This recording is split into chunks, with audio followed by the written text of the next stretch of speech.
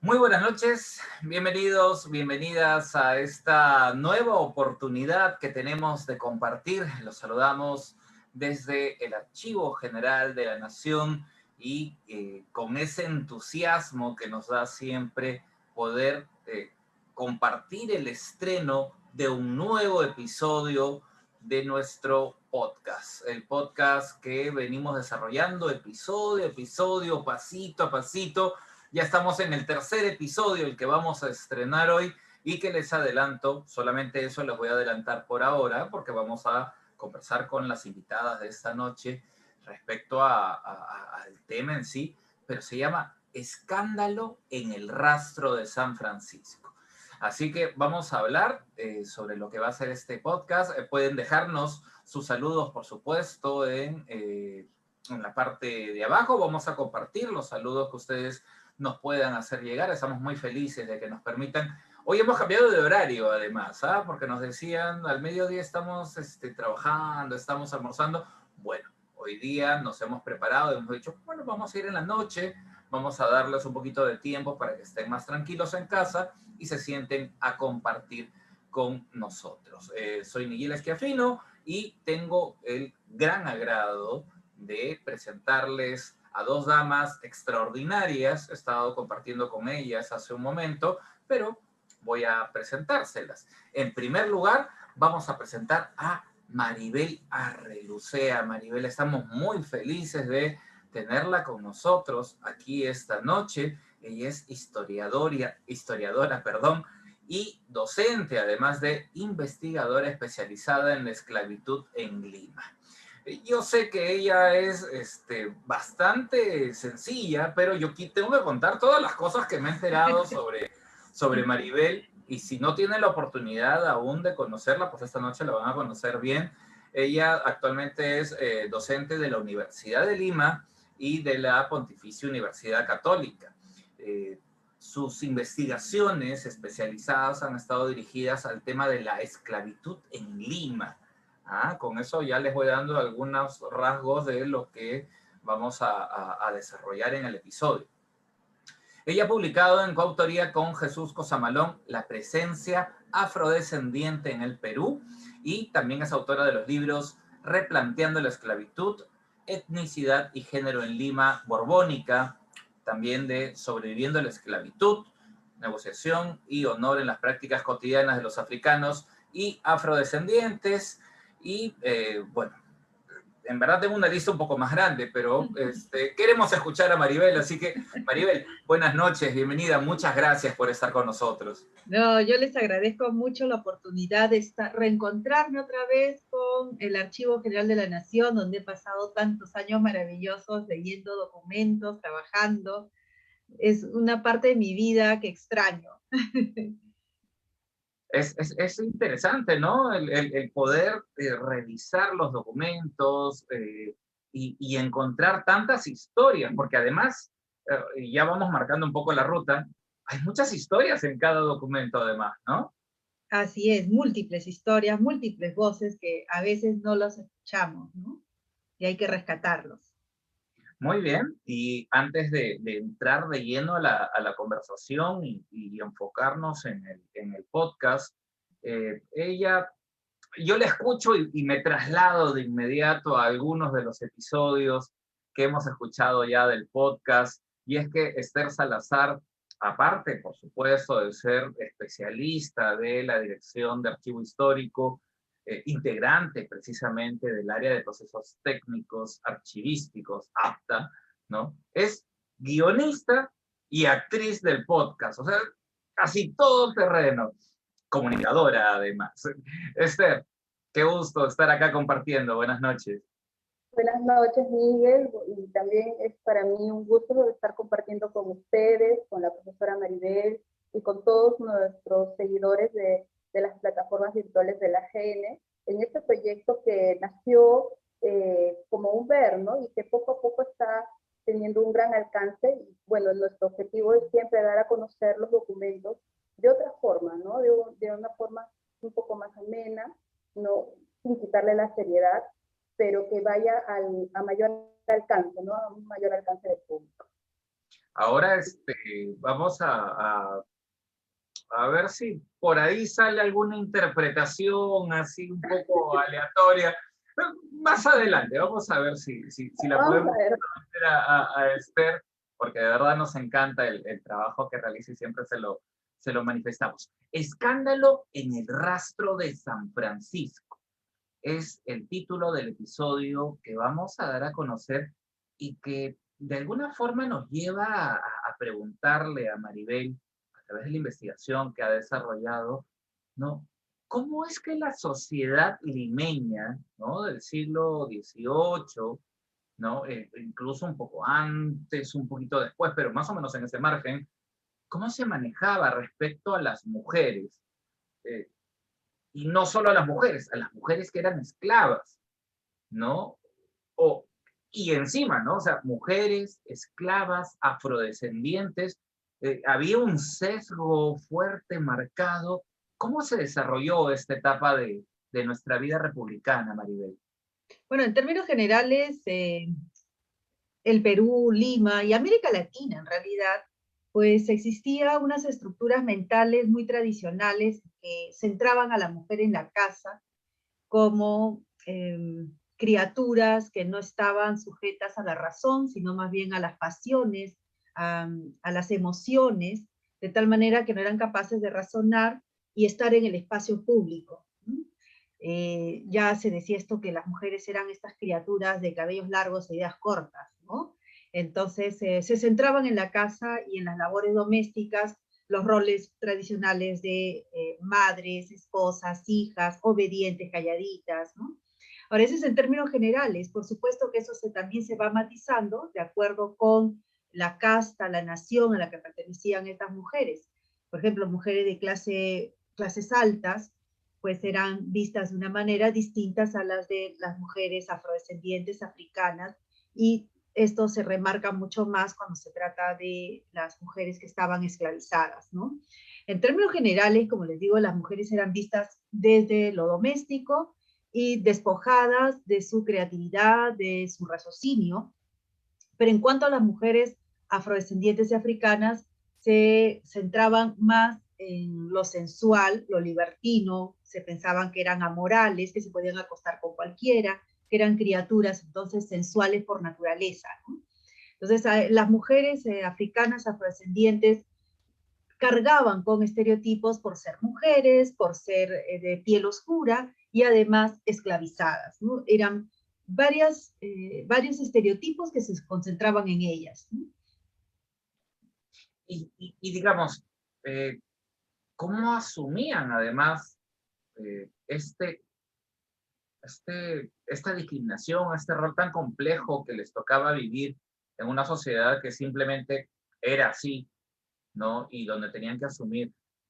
Hay estudios también, me imagino, de cómo se desarrollaban ellas y de repente lo asumían o le encontraban y le sacaban la vuelta a esta situación y decían, "Oh, mejor que piensen de esta forma porque yo realmente soy así".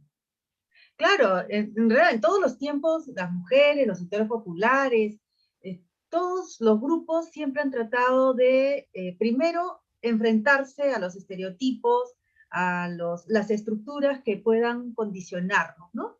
Lo segundo es, bueno, si no puedes contra ellos, únete a ellos, ¿no? Entonces, sacar partido más bien de toda esta situación, ¿no? En mi caso, que he trabajado el tema de las mujeres esclavizadas, lo que pude distinguir es que, por un lado, se utilizan los estereotipos también, al verlas como mujeres débiles, de carácter, que van a llorar y van a pedir también, eh, eh, ¿cómo podríamos decirlo? Mujeres que siempre están pidiendo ayuda, ¿no? Suplicantes. Entonces, muchas mujeres son las que se presentan en los tribunales también. Ellas son las que están detrás de las peticiones. Por ejemplo, si tienen familiares esclavizados y se han ido al monte, son ya cimarrones, son las madres, las esposas, las hermanas las que están suplicando por ellos para poder reintegrarlos a la sociedad sin pasar por tantos golpes, porque ya sabían de antemano que iban a ser castigados o vendidos fuera de la ciudad. Es uno de los puntos, por ejemplo, que son las mujeres las que se encargan de reclamar y negociar no ser expatriados, les llaman así cuando los vendían fuera de la ciudad, ¿no? Entonces, siempre estamos viendo a las mujeres en este rol de pedir favores, de suplicar a nombre de sus familiares, ¿no? Ahora, por otro lado, también hay mujeres que utilizan los estereotipos, que las ven como criaturas sensuales, ¿no? Y hacen esto para favorecerse, ¿no?, con el amo. En vez de que sea el amo quien se apropie de su cuerpo, son ellas las que se apropian del amo, ¿no? Y le sacan, pues, mejor ropa, ¿no? No trabajar, incluso. Hay varios casos que yo trabajé, que revisé, sobre mujeres que utilizan su cuerpo para poder alcanzar mejores condiciones de vida, ¿no? Entonces, claro, uno lo puede pensar ahora, tal vez con esos tintes moralistas, es decir, se está vendiendo su cuerpo. Pero hay que verlo de acuerdo con la época y de acuerdo también con las circunstancias que vivieron estas personas, ¿no? Mujeres que no tenían otra cosa más que su cuerpo es como un capital también, ¿no?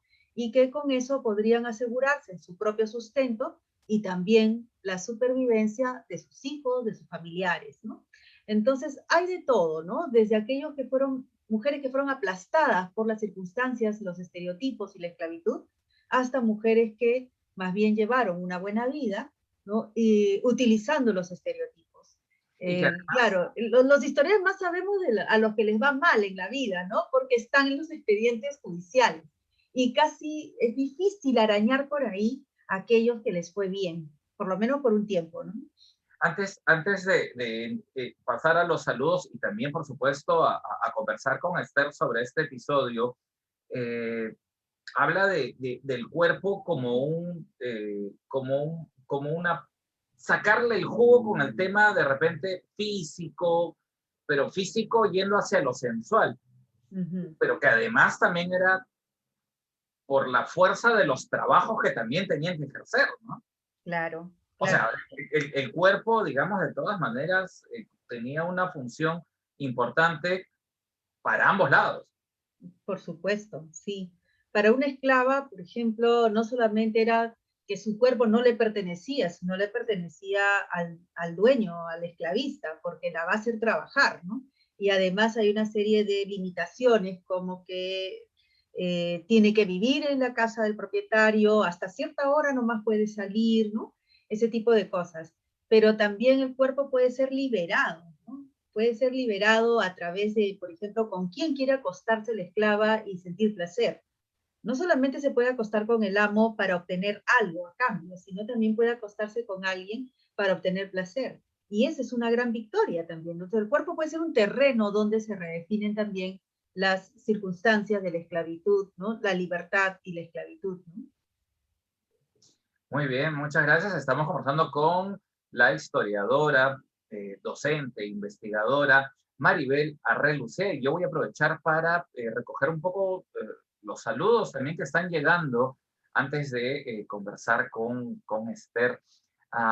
Melissa Rivera dice, buenas noches con todos. Hola Melissa, gracias por estar ahí en la sintonía, en este estreno que tenemos con tanto entusiasmo siempre. Elenita Bottom, ¿no? Nuestra narradora extraordinaria de cada uno de los episodios, que les envía, por supuesto, saludos a Maribel y a Esther. Nora Gomero, buenas noches también. Hola, ¿qué tal? Norma Toledo también nos saluda.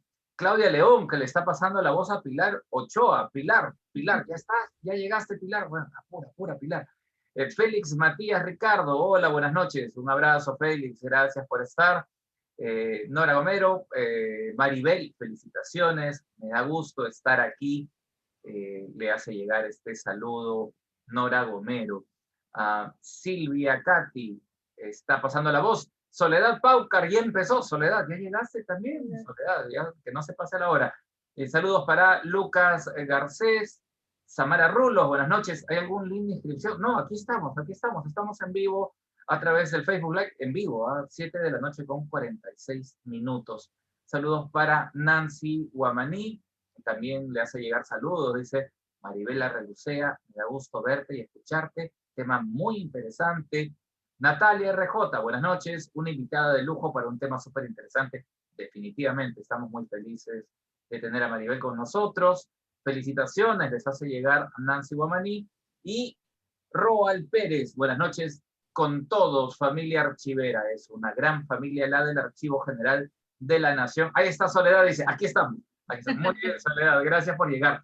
Esther, uno de los puntos interesantes dentro de esta historia en particular que revisamos es que esta esclava, esta mujer que se mete en un lío, ¿no? Ya les estoy dando alguna pista más del episodio, no era una esclava cualquiera, no era iletrada, era más bien, demostró para la época tener cierta cultura, ¿verdad?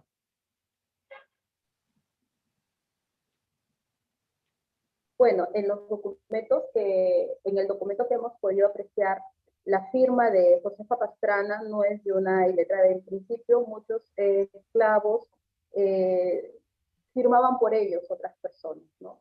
En este caso, Josefa Pastrana, su firma era de una persona que al menos se sabía leer y escribir, y cuando narra la historia lo hace con propiedad. No sabemos en síntesis si era una esclava, por decirlo de esta forma, culta, pero de que sí sabía leer y escribir, sí, por la firma, ¿no? Hay que entender que, y esto nos puede explicar un poco más, Maribel, no todas las esclavas no sabían leer y escribir, algunas lograban aprender, ya sea porque, bueno, tenían al lado personas que podían enseñarle, ¿no? Otras que, bueno, pues como todo ser humano tiende más curiosidad a conocer un poco más de su entorno, ¿no? Pero sí, podríamos señalar que esa esclava, por la firma, no, sí podríamos decir que tenía conocimiento de él. Maribel, ¿podría ampliarnos también al respecto, por favor?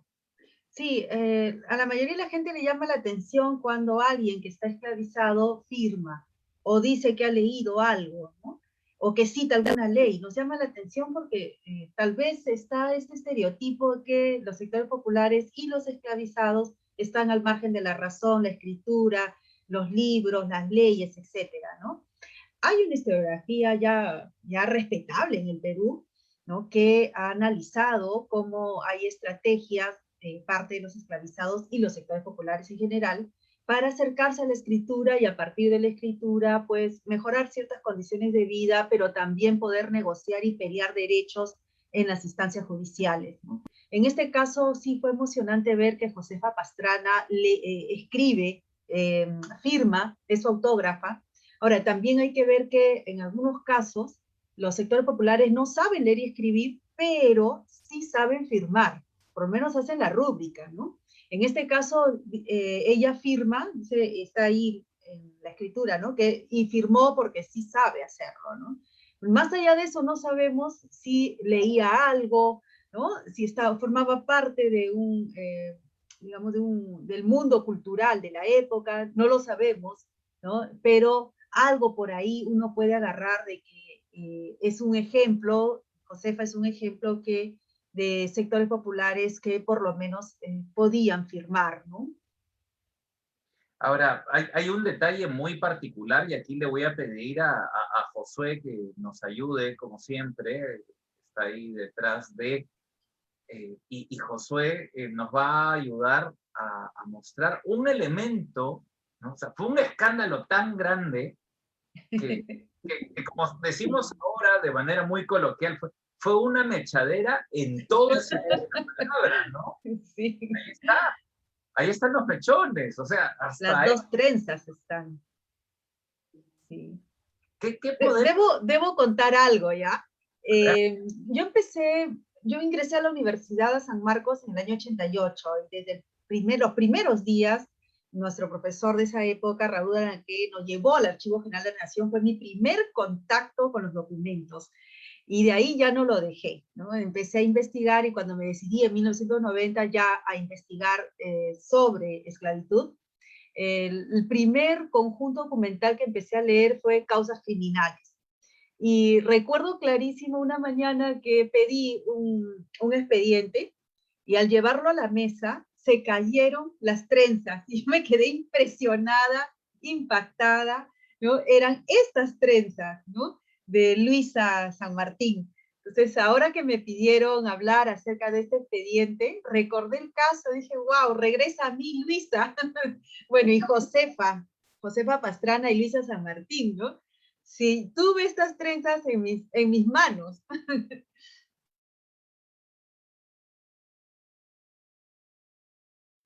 Qué sensación además, ¿no? Me imagino Sí. de estar ante una situación de este tipo, porque es la historia en las manos literal, ¿no? Literal. Con las Sí, pruebas y todo. sí. Eh, ¿qué, qué podía además, de repente acá ya nos metemos un poco en lo sociológico, ¿no? Pero en lo antropológico tal vez, no lo sé, yo hablo de la manera más curiosa posible, llegar hasta este punto, ¿no? De tener unas trenzas en la mano, o sea, ¿qué tanto lío, hasta dónde llegó, qué podía significar para la época o sea, como un trofeo, obtener algo, algo tan fuerte? ¿Qué podríamos decir sobre estas trenzas que vemos aquí en pantalla? Bueno, para empezar, es una gran emoción como historiadora porque yo leo acerca de gente del pasado, del siglo XVIII, que ya está hecha polvo, ¿no? Pero de pronto aquí había un contacto físico con alguien del pasado, ¿no? Con una mujer del pasado. Ahora, en el expediente se cuenta, leí muy atentamente otra vez, ¿no?, la versión, porque aquí hay que ponerse como abogado del diablo también, ¿no? Para los amigos, las amigas que nos están escuchando, un expediente judicial implica escuchar las diferentes voces, ¿no? Está la querella que presenta Luisa San Martín, que es la que pierde las trenzas, contra Josefa Pastrana, que es esta esclavizada que ha sido amante de su esposo, de Pedro Morales, que por cierto nunca aparece en el expediente, este hombre está calladito todo el tiempo, me lo imagino. Me conviene, ¿no? Es lo conveniente, me imagino. Claro, pero y luego están también los testimonios, hay varios testigos que hablan, y es bien curioso cómo en la pelea entre las dos mujeres, Luisa, la esposa, pierde las trenzas, pero además que la ve un médico y da fe que ella no solamente ha perdido las trenzas y tiene un hueco, tiene un hueco del tamaño de una moneda, ¿no? Sino que además también tiene arañones en la cara y una mano dice que está totalmente paralizada, hinchada, ¿no? Pero luego viene la contraquerella de Josefa porque unos días después Luisa va y le pega a Josefa con un palo, ¿no? ¿Y dónde le da? En la cabeza y en la cara. Las dos mujeres se maltratan justo con estos elementos visibles que formaban parte de la identidad de las mujeres, ¿no? El cabello, el rostro, ¿no? Mira, entonces qué sintomático, ¿no? Qué simbólico que ambas mujeres se agreden justo en lo que era más importante para las mujeres, el cabello, el rostro, ¿no? Es triste que finalmente las dos se peleen por un hombre, ¿no? Qué barbaridad, viendo tantos, ¿no? Habiendo tanto. Bueno, bueno. Son luchas de aquellas, ¿no? Ahí yo voy a hacer la del hombre. Sí.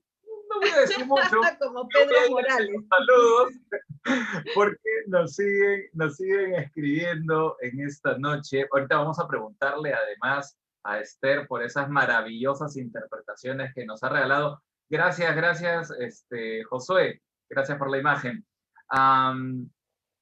Saludos de Soledad Paucar, felicitaciones, buenas noches. Marta Tapia, saludos. Gonzalo Paroy, ahí está, haciéndole barrita a Esther, dice, Esther, ¿no? Ahí le manda mucho cariño. Gonzalo Jonathan Puch, Guamaní, felicidades, Esther Salazar y a todo el equipo.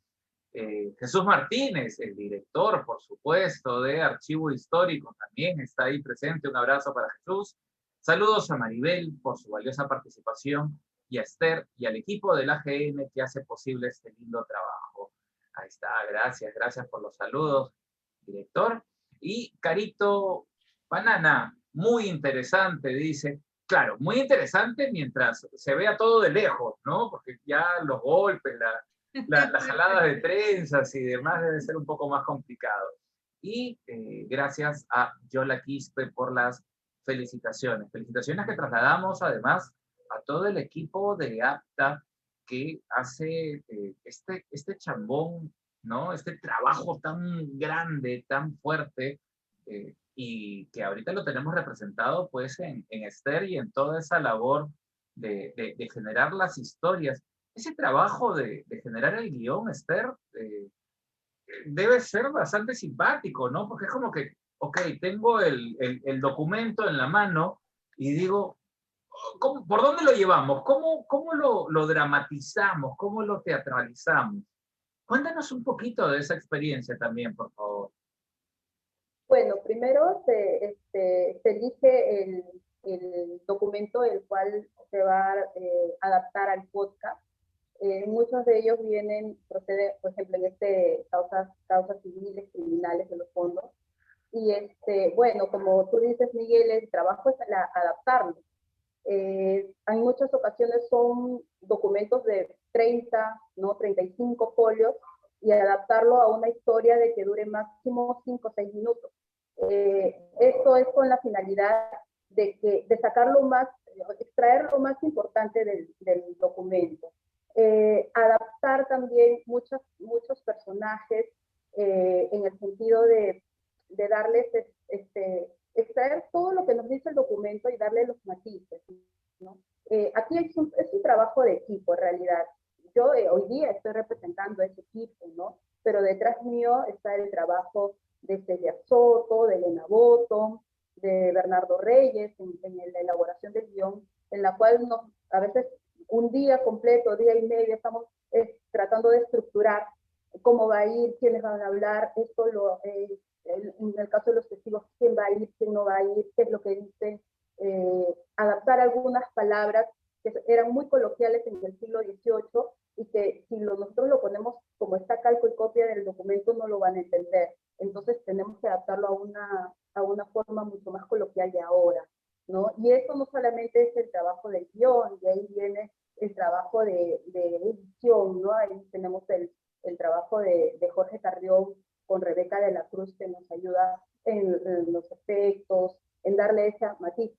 Obviamente, el trabajo de ver los personajes, en realidad, me quedo impresionada de todos mis compañeros de APTA que hasta ahora han participado, que son pues extraordinarios, ¿no? Y que se suman, escuchan el podcast, sí, yo también quiero participar, se animan, ¿no? Y de verdad, el trabajo de Soledad, el trabajo de Débora, que también participan, una como Josefa Pastrana y la otra como Luisa San Martín, el trabajo de Gonzalo Carol, ¿no? De Arturo Yangue, de todos ellos es extraordinario en realidad. Y eso hace más que el trabajo en equipo se disfrute también, ¿no? Y es un trabajo que al final, cuando ya tenemos el producto, decimos, wow, lo hemos hecho bien, ¿no? Y la aceptación que tiene al público, eso es lo que nos motiva también a seguir. Es un trabajo bastante satisfactorio. Y no puedo dejar de destacar que en los 2 episodios anteriores, Esther ha dicho, no, voy a tomar un papel así, ¿no? De reparto, nada más, ¿no? Pero en los otros ha tenido un papel protagónico que has desarrollado bastante bien, Esther. Qué capacidad histriónica, ¿ah? Siempre lo destacamos y bueno, ahora estás acá y hay un club de fans ahí, ¿no? Esperando algunas clases también de dramatización, porque no es tan sencillo tampoco hacer dramatización en audio, ¿no? No, uno tiene que poner más énfasis en el momento del habla. Cuando, bueno, yo en mis humildes formaciones de teatro, ¿no? Cuando uno está en el teatro, expresas todo, ¿no? Con los gestos, con la mirada, ¿no? En cambio, cuando es un producto de audio como el podcast, uno tiene que darle mayor énfasis a la palabra, ¿no? Que se siente la emoción de la alegría, de la tristeza, del rencor. Y esto es algo que en realidad yo pienso que de una u otra forma todos tenemos algo de artista, ya sea para la pintura, ya sea para la escritura, para la actuación. Y bueno, en cierta forma también explora nuestro sentir, ¿no? Es algo muy, muy especial. Hablar para mí de actuación ¿no? Es bonito, por eso me controlo, ¿no? Pero sí ha sido, en este caso, este proyecto, no solamente revalorar el trabajo en equipo, sino también, como les dije, dar a conocer el valor de los documentos, que en muchas ocasiones pasan de lado, ¿no? Y es una forma de acercar a las nuevas generaciones a ver la historia desde otra perspectiva. Porque muchos cuando escuchan, historia, yo anteriormente he sido docente en historia, a los chicos, historia, qué aburrido, qué pesado, ¿no? Y cuando dicen, historia, no, aprenderme nombres, aprenderme fechas, aprenderme personajes. Pero con estas formas de llegar al público, le estás dando una forma, una nueva mirada a la historia y a comprometernos, sí, ¿no? En esta conversación muchas veces, ¿cómo eran los esclavos, no? Entonces, de una u otra forma estás incentivando a los bichitos a investigar, a leer, y eso es un camino muy ganado, ¿no? Y es algo que nosotros modestamente en ese trabajo queremos impulsar, ¿no? Es verdad, es verdad. Es lo que tienen ante ustedes, queridos amigos que nos acompañan, un trabajo que nace del Archivo General de la Nación, que se produce en el Archivo General de la Nación, con actores del Archivo General de la Nación. Todo es hecho en casa, ¿no? Con mucho cariño, con muchas ganas de hacerlo de la mejor manera posible, de transmitirles a ustedes y que además de aquí, de nuestro querido Perú, está llegando a otros países. Hemos estado revisando quienes nos están escuchando y queremos agradecer a los amigos de España, hay gente también en los Estados Unidos que nos escuchan, en Colombia, en Brasil, en Chile, en Argentina, y me estoy quedando corto, creo, pero gracias a todos por escucharlo. Y bueno, ¿qué les parece si ya lo estrenamos? ¿Estrenamos de una vez el episodio? Quiero escuchar a Luisa, quiero escuchar ya a Luisa y a Josefa. Tengan cuidado, ¿ah? Yo les aconsejo, ¿no? Así, como dicen, consejo de pata, agarren su canchita, ¿no? Siéntense y escuchen con tranquilidad porque vamos a disfrutar de este nuevo episodio.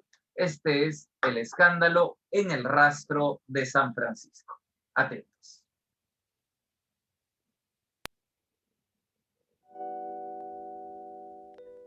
Historias detrás de los documentos. Un podcast del Archivo General de la Nación con narraciones basadas en el patrimonio documental del Perú. Episodio número 3. Escándalo en el rastro de San Francisco. Una historia contada a partir de un expediente criminal de 1793 del Fondo Real Audiencia.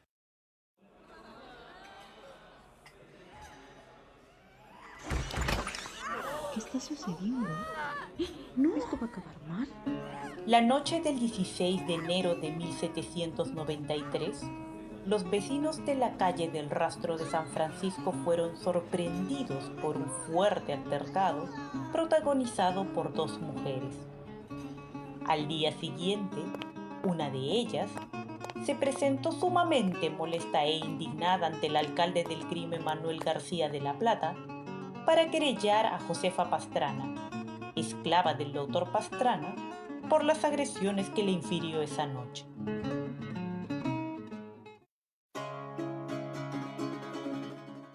Vuestra Señoría, me presento. Soy Luisa San Martín y vengo para denunciar civil y criminalmente a la negra Josefa Pastrana por los muchos insultos, continuos agravios e ilícito comercio que tiene con mi marido Pedro Morales. Ayer, en la noche, la dicha Josefa me atropelló de obra y palabra. Me aporrió y golpeó el cuerpo con puñetes. Además, me dislocó la mano derecha y me arrancó de raíz 2 trenzas de la cabeza. Tanta fue la furia de esa negra. Si el hecho no hubiese sucedido en una calle tan pública, hubiera terminado muerta. Esto se veía venir por el asedio que esta mujer le hacía a mi marido, a pesar de mis constantes súplicas para que dejara esa ilícita amistad. Por ello, vuestra señoría, la Pastrana aprovechó la oportunidad para vengarse de mí de forma cruel.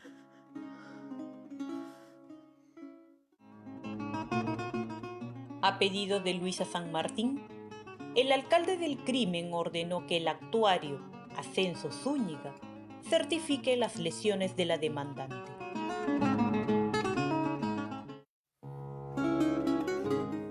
Sí, efectivamente, la señora Luisa San Martín presenta un espacio en blanco del diámetro de una moneda en el parietal derecho de la cabeza que, por los vestigios, tenía cabello.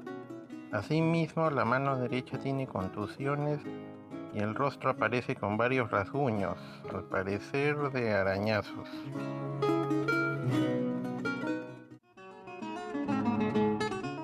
Luisa San Martín presentó 5 testigos que corroboraron los hechos de esa noche entre ella y Josefa Pastrana, apodada La Pericote. Uno de ellos fue Felipe Santiago Rivera, que declaró lo siguiente. Estaba en mi cuarto a eso de las 8 de la noche, cuando escuché voces de mujer en una riña. Entonces, abrí la puerta y vi a doña Luisa agarrada con otra mujer. Si me pregunta, la verdad no distinguí su color, pero sí oí lo que decía. Buscona, esto es lo que quería ver. Y tú, perro, por esta esclava, ¿me das el trato con que te manejas? Cálmate, Luisa, por favor, que estás haciendo escándalo. Y después de esto, doña Luisa se retiró. Bueno, no me percaté si le faltaban 2 trenzas, pero al día siguiente vi que tenía un vacío en su cabeza y la mano hinchada. En vista de las graves denuncias realizadas hacia su persona, Josefa Pastrana contraquerelló a Luisa San Martín, relatando su versión de los hechos.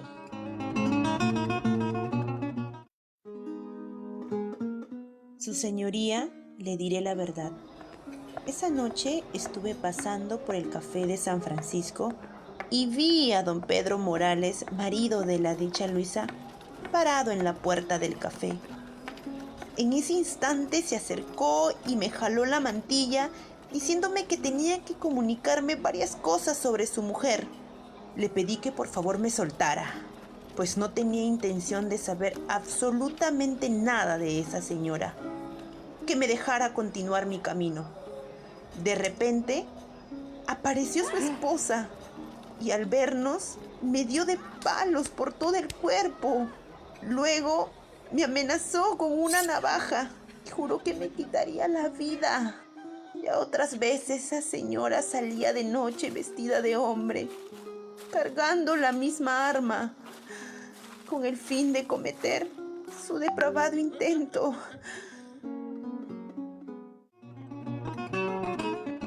Pasado 1 mes y medio de lo ocurrido, se produjo otro incidente entre Josefa y Luisa, esta vez en la Plaza Mayor.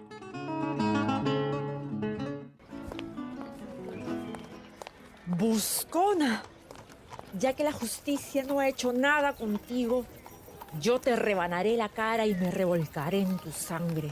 Cálmese, doña Luisa. Basta de tanto odio. Sin pérdida de tiempo, Josefa denunció el hecho y presentó a María de la Concepción Orellana, vendedora de tollos, quien fue testigo del incidente.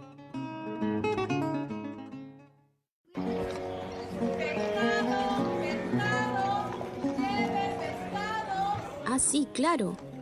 Justo esa mañana se ejecutó un ahorcamiento en la Plaza Mayor. La señora doña Luisa se acercó con furia y encono hacia Josefa, quien se encontraba sentada en mi puesto de tollos, y le dijo: «Negra buscona, yo haré justicia para que no te rías de mí». No sé por qué actuó de esa manera, si la Josefa estaba conversando conmigo tranquilamente. ¿Se imagina que tuve que separarla, mientras que otra mujer se la llevó para evitar una desgracia? Debido a que Luisa San Martín no presentó ningún testigo que avalara su defensa, el juzgado no continuó con el proceso ni dictó sentencia. Sin embargo, las trenzas que supuestamente Josefa le arrancó a Luisa quedarán para la posteridad en este expediente criminal que nos habla de celos y escándalos en las calles de Lima.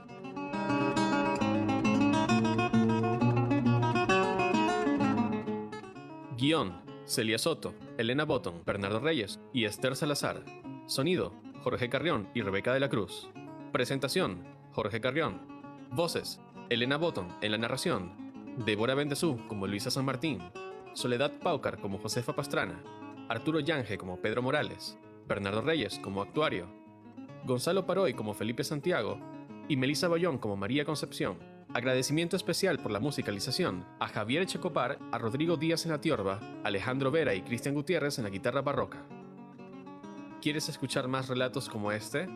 No te pierdas el siguiente episodio de Historias detrás de los documentos. Historias detrás de los documentos. Un podcast del Archivo General de la Nación con narraciones basadas en el patrimonio documental del Perú.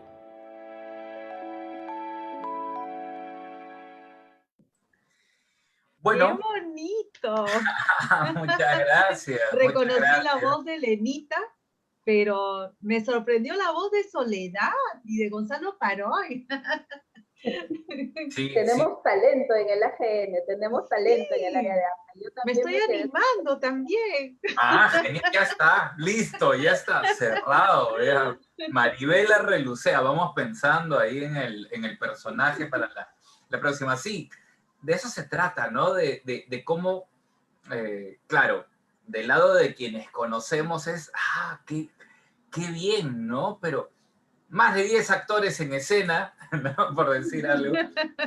Pero sí, estas interpretaciones y esta historia, encontrar los personajes además, ¿no? La tollera, Sí, ¿no? O sea, claro.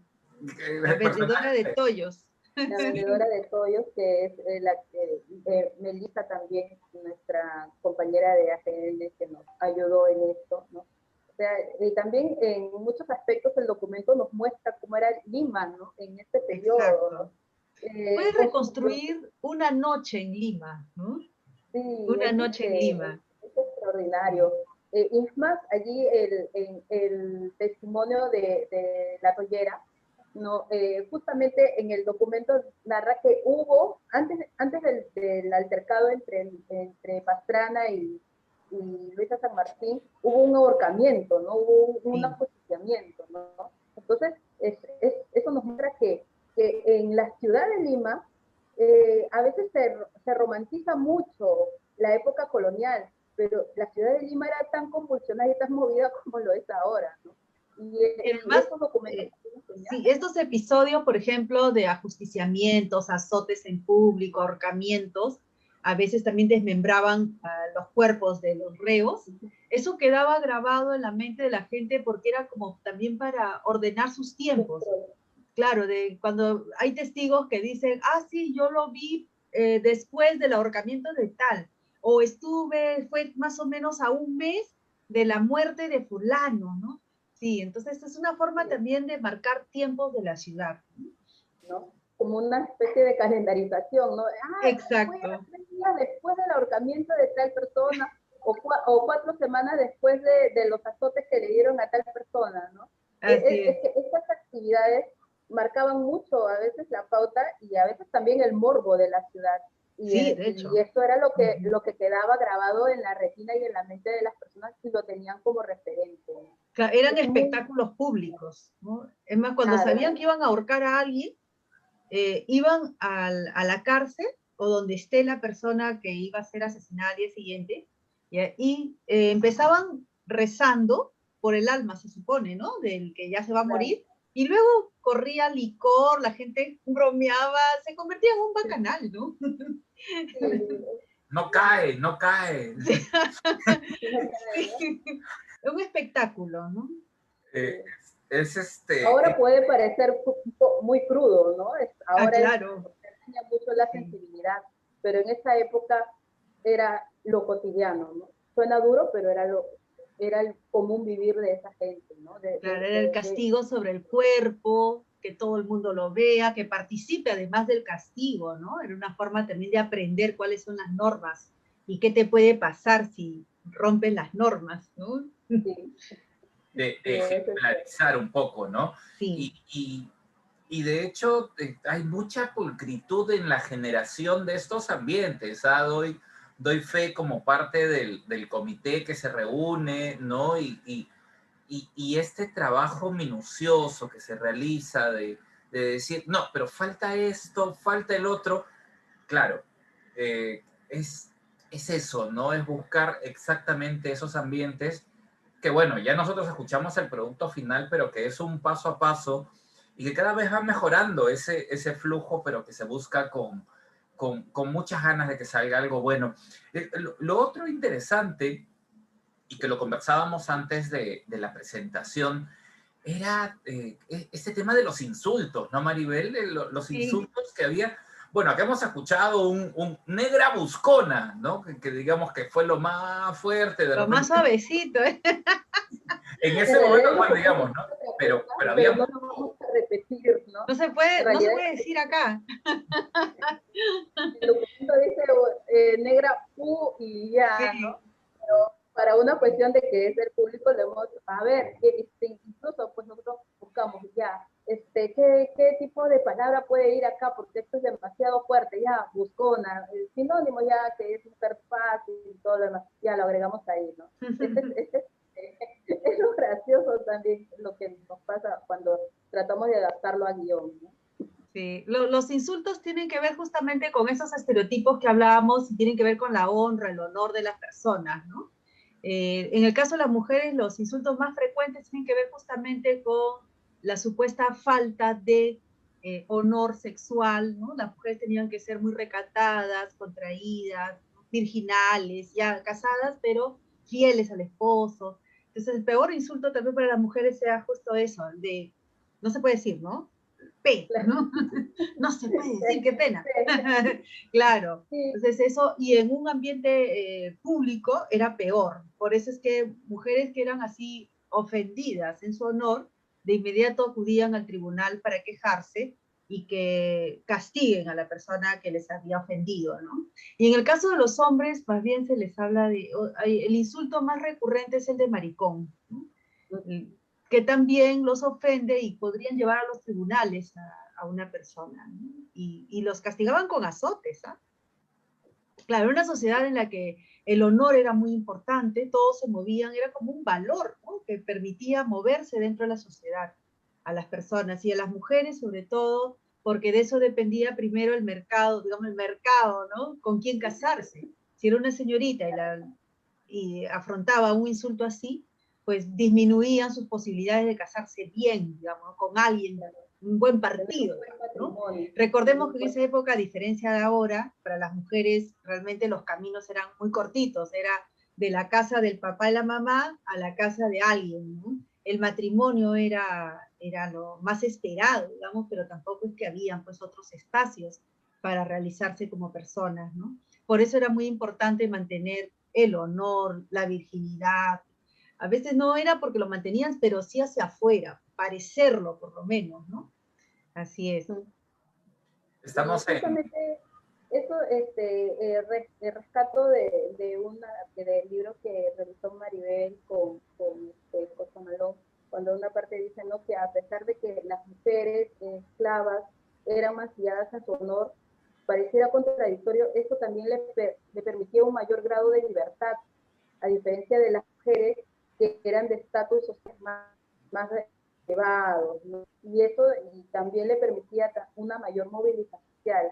Pareciera que lo tabú a las mujeres esclavas les permitía una mayor libertad, ¿no? Claro, bueno,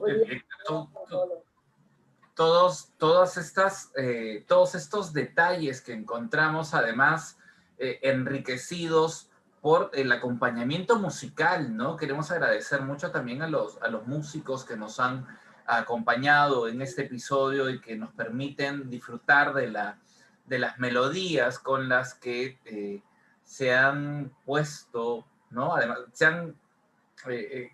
ha sido música incidental de alguna forma, ¿no? Nos ha ayudado a generar mejor esas atmósferas, así que estamos muy agradecidos con cada uno de los que han colaborado con nosotros, así como estamos agradecidos de que nos estén acompañando y dejando sus mensajes. Nancy Guamán dice, saludos al equipo que hace posible conocer en forma amena parte de la historia social colonial. Gracias, Nancy. Jesús Matías Arias, felicitaciones, gracias por la invitación. Soledad Paucar, Esther, una capa, dice. Natalia RJ, felicidades, querida Esther Salazar. Erika Cari, saludos Maribel, gran trabajo, dice Nancy. Bueno, Esther dice todo, una maestra. Esther, ¿te vas a animar a regalarnos un pedacito de alguna de las interpretaciones en los episodios anteriores de repente, por ahí? Yo sé que te estoy comprometiendo en vivo, soy un poco pesado, pero es que de verdad soy tan fan de eso. Daba miedo, así como que decía, es la misma, no, así es la interpretación, ¿no? De hecho es... Vamos. Ya la comprometí. Voy a seguir con los saludos. Ya la comprometí, pobre Esther. Después me va a decir, qué malo. Bueno, a ver, Gonzalo Push dice, Esther la maestra. Un abrazo grande hasta Bolivia. Muchas gracias, Sol Leo Salles, por acompañarnos. Rebeca de la Cruz, Rebequita, por supuesto, parte de este equipo que lleva adelante siempre cada uno de estos episodios, ¿no? Coordina de una manera tan cariñosa siempre. Dice, el tener la oportunidad de leer los documentos que se custodian en el AGN es incomparable. Ellos nos trasladan a diferentes periodos de nuestra historia, pero esta producción nos permite disfrutarlos más a través de la interpretación de los chicos que apoyan con sus voces. Muchas felicidades a todos. Marta Tapia, me gustó la historia de las trenzas. Sé que hay mucho que saber lo que se encuentra en el AGN. Nora Gomero, muy bueno, gracias. Elisa Guevara, una linda forma para incentivar el acercamiento a la historia. Silvia Cay está etiquetando a Gonzalo Paroy por aquí, que es uno de los que también ha prestado su voz, Gonzalo. Natalia dice, felicidades a todo el equipo que lleva a cabo esta linda labor, un éxito. Norma Toledo, felicitaciones a los ponentes y a todo el equipo del AGN. Elisa Guevara dice, ¿cuánto toma desde la elección del documento, elaboración del guión? Ah, buena pregunta. Elaboración del guión, la grabación de las voces, musicalización, edición. ¿Se requiere un equipo especial para la grabación? Gracias. Esther, por favor. Bueno, en realidad, para ser sinceros, no es la única función que tenemos del podcast, sino que tenemos varias funciones en el Archivo General de la Nación.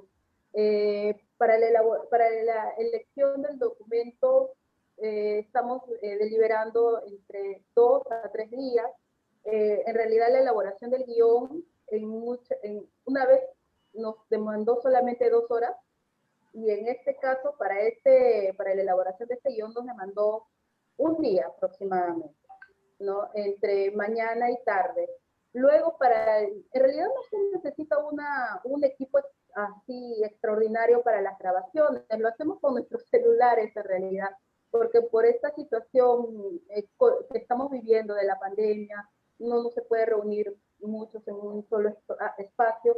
Lo que hacemos es elaborar el guión, y a las personas que vemos que pueden tener el perfil del personaje, los invitamos, y nos aceptan, menos mal, y le decimos, tienes que grabarnos y los audios nos los envían. Entonces, el envío del audio lo ordena Elena en la forma de secuencia del guión, y se lo derivamos al área de edición, ¿no? Que ahí lo trabaja perfectamente Jorge y Rebeca, y ellos se encargan de colocarle la musicalización. Elena, que es una experta en lo que es música, sobre todo de la época colonial, señala, sí, esta música va, esta música no va.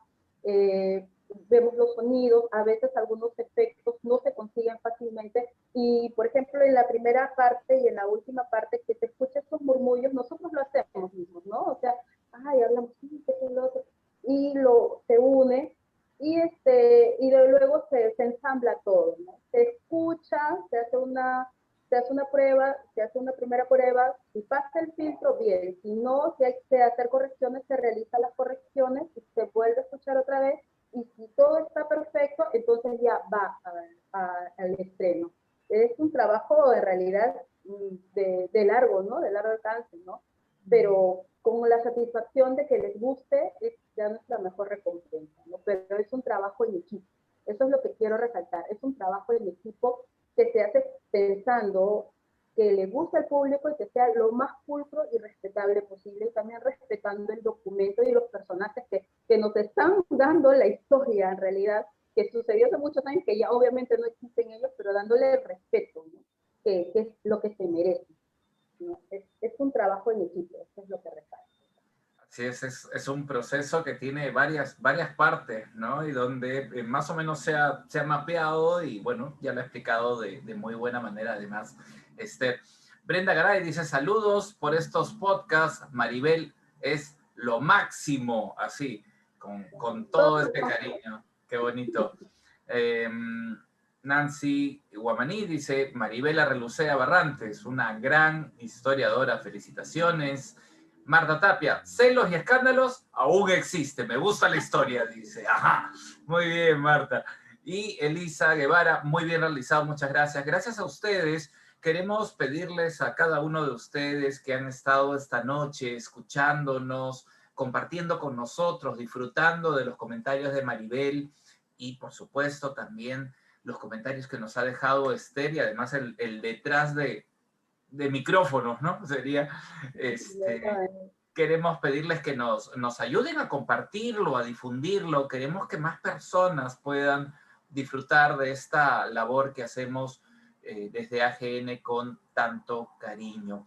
Les hemos dejado además el enlace en la parte de los comentarios para que ustedes puedan revisar los episodios anteriores si aún no los conocen. Maribel, queremos agradecerle muchísimo que nos haya acompañado en esta noche, y la dejo para que nos dé sus palabras finales de este programa, ¿no? Pues seguro que en otra ocasión vamos a tenerlo nuevamente. No, les agradezco mucho la oportunidad.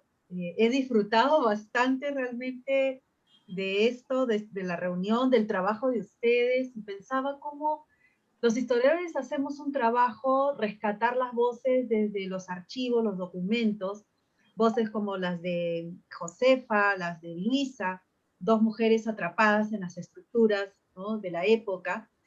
Y no solamente la época, en realidad, ¿cuántas de nosotras no hemos sido Luisas y cuántas de nosotros no hemos sido Josefas, ¿no? Y creo que da para seguir trabajando esto. El formato que ustedes le dan es de suma importancia, creo yo que se debe dar mayor apoyo, porque se necesita acercar la historia, así en este formato, a niños, jovencitos de colegio, ¿no?, y al público en general, porque claro, nosotros escribimos la historia y a veces los libros se quedan en las bibliotecas, en las estanterías, y la idea es acercarnos un poquito a nuestra riquísima historia, en la cual nos podemos mirar también, ¿no? Felicitaciones por su trabajo. Muchas gracias Maribel. Esther, muchas gracias también por todo ese cariño con el que siempre llevas adelante este podcast. Yo estoy muy agradecida con la profesora Maribel, que nos ha acompañado y nos ha dado un poco más del alcance, que no quede solamente en lo anecdótico, sino también conocer cuáles eran cuál era la situación de las mujeres, y no solamente las mujeres en general, sino también las mujeres esclavas en la colonia, con sus brillantes investigaciones. Y vuelvo a repetir, yo ahora soy la representante del grupo, pero detrás de mí hay un gran equipo, grandes profesionales.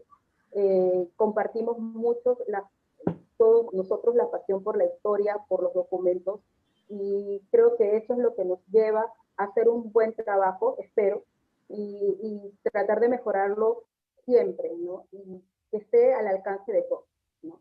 Que los documentos no solamente sean para los historiadores, sino que los documentos sean para todos. Ese es el objetivo. Con estos tipos de podcast, con estos proyectos, queremos que los documentos vayan a más gente, que la gente conozca más nuestra historia y a partir de conocer más nuestra historia valoremos más nuestra identidad, ¿no? Eso es lo más importante. Muy bien, muchas gracias. Gracias nuevamente Maribel, gracias Esther. Gracias a cada uno de los que ha dejado sus comentarios, a los últimos que acaban de ingresar. Saludos para Edgar Arrieta desde Colombia, dice. Saludos también para Nane Proati. Soy muy grata al AGN, el trabajo de ustedes es fundamental para la historia. Mi tesis doctoral aquí en San Pablo está siendo hecha con los expedientes criminales de ahí. Un saludo y abrazos a Celia. Gracias para todos. Un abrazo grande. Se vienen varios eventos en estos días. Vamos a hablar sobre la inmigración china, así que si tienen antepasados chinos, el evento de este lunes a las 5 de la tarde les va a caer como anillo al dedo, o si quieren conocer un poco más, por supuesto, siempre muy bien manejado desde el Archivo General de la Nación, y vamos a presentar 2 publicaciones este martes junto al Ministro de Cultura. Así que estén atentos, se nos vienen varios eventos, por supuesto, en el mes del Bicentenario. Gracias, sigan atentos a las redes del Archivo General de la Nación. Buenas noches.